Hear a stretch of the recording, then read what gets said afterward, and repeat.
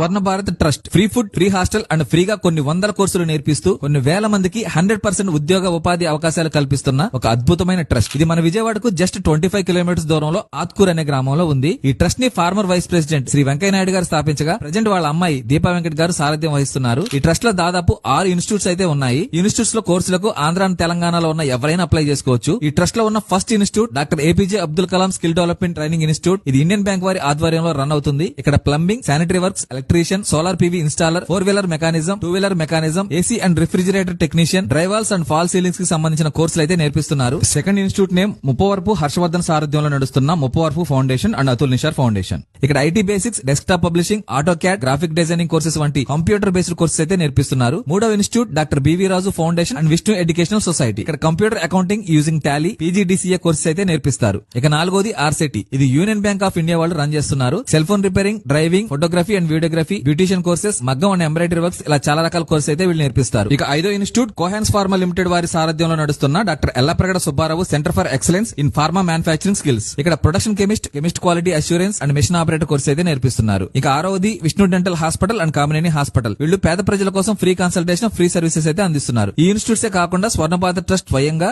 Nurse training, hotel management లాంటి కోర్సులు కూడా నేర్పిస్తున్నారు. స్క్రీన్ మీద డిస్ప్లే చేసిన ఫోన్ నంబర్ కాల్ చేసి అప్లై చేసుకోండి, లేదా ఈ క్యూఆర్ కోడ్ ని స్కాన్ చేసి కూడా అప్లై చేసుకోవచ్చు.